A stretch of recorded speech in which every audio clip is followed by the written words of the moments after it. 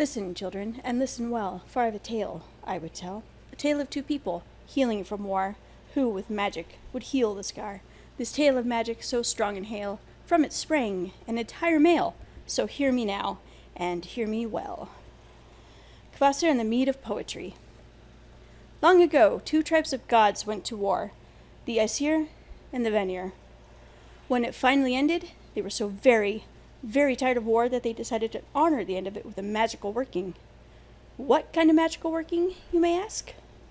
Well, Freya had been teaching Odin magic, so he knew that if he put his mind to it, and with the proper ingredients, he could work a very strong magic indeed. Now, you may know this yourselves, but to spin on something is to make a strong, firm promise. So what did Odin do? That's right, he had them spit on it. Normally, you may spit on your hand to make such an agreement, but this time, Odin had better ideas. He had them all spit into a kettle. Being wise, he had them chew up some berries and some leaves first. Berries and leaves which are known to have strong magic themselves to help keep the new peace. But it didn't taste very nice. No, indeed. The bitter taste filled their mouths, so they had to spit, and they spit a lot. They spit so much, they filled the kettle, and it was rather a large kettle, too.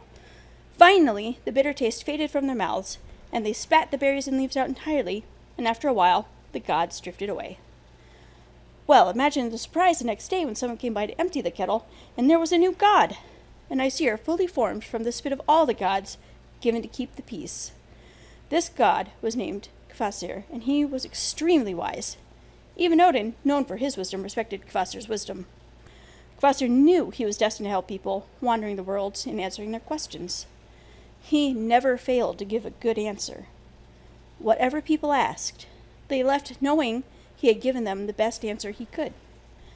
So he wandered everywhere, becoming well known for his answers for people and helping them. He also taught them, so people everywhere were smarter when he left. It was said that there was no knowledge he did not possess, no question that he could not answer. One day, Kvasir's wanderings took him to the home of two dwarves, named Fjallar, which means deceiver, and Galar, which means screamer. They were brothers. They were selfish dwarves, though, you see. These dwarves wanted to keep Kvasir and his knowledge and his answers for themselves. Kvasir said no, because Kvasir knew his purpose was to wander and help all people, giving everyone knowledge. But the dwarves didn't take no well, and Fjallar and Galar killed poor Kvasir. Then they drained his blood into a large kettle, and added a lot of honey, and I mean a lot of honey. Then they let it sit a long time, months, in order to make from his blood and the honey a drink called mead, hoping to hide what they had done by getting people to drink it. Once it was done, they poured the mead into 2 glasses called Bothen and Son, and a pot called Otrer to store it.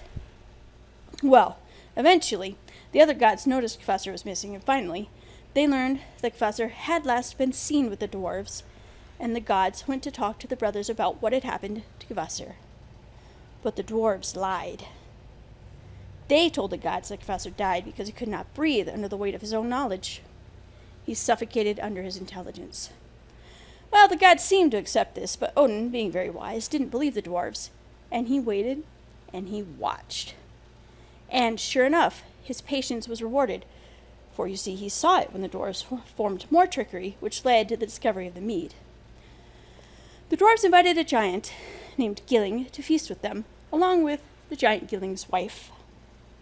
They decided to go fish for their dinner, and they capsized the boat, and the giant drowned. The dwarf brothers went back home, where Gilling's wife waited, and when they told her, she was very sad, and she could not stop crying.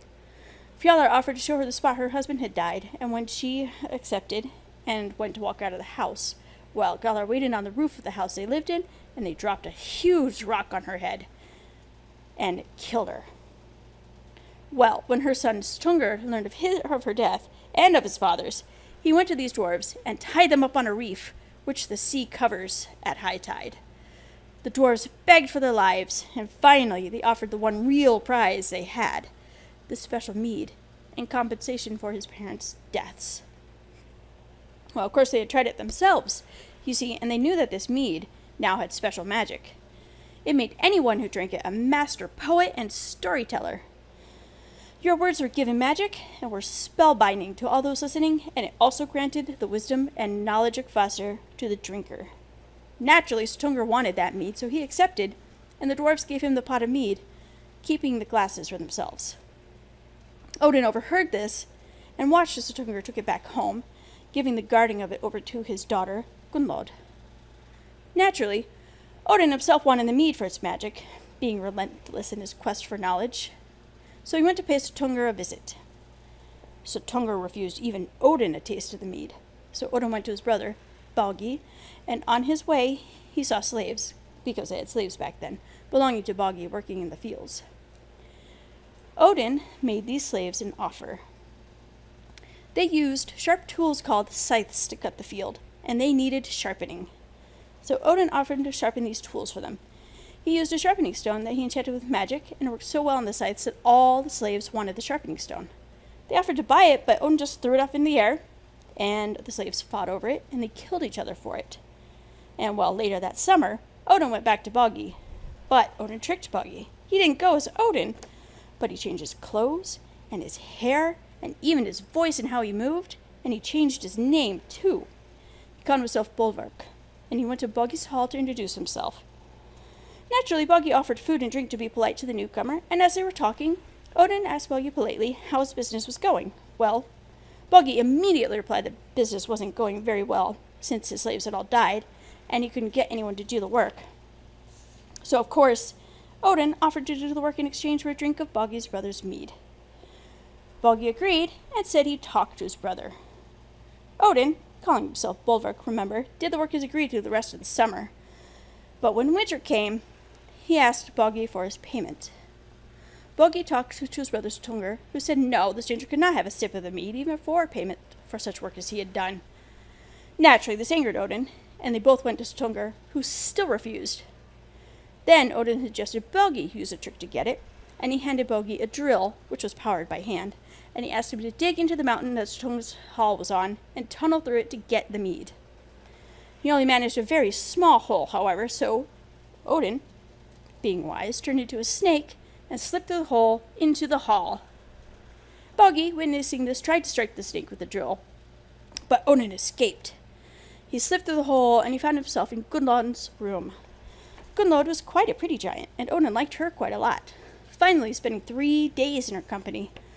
Gunnlod was, of course, quite happy to have the attention and flattery. She'd been very lonely guarding the mead, so Odin was able to talk her into giving him a drink of the mead she guarded every night, thus gaining 3 drinks. But he drank so much on the last night of it that he drained the container. And then he snuck back through the hole as the snake once again, slithering and squirming. But once he got back out of the hole, he turned into an eagle and he flew away. Gunnlod was not happy that Odin drank all the mead, and he immediately accused Odin of theft and went to her father Suttungr to tell him. As soon as Suttungr heard, he saw the eagle fly away and knew it was Odin who was a thief. And Suttungr too turned himself into an eagle and flew after Odin. Now the other gods saw Odin coming, and they put out containers for Odin to spit the mead into. But Suttungr was so close, Odin accidentally let some of the mead drop backwards. And this part, now anybody could drink. And it is now called the Rhymester's Share. So this is how it came to be that we find great storytellers and poets among all the races. Men, giants, Alfar, and even the dwarves. Perhaps one day you, too, will be a great storyteller, touched by the mead of poetry.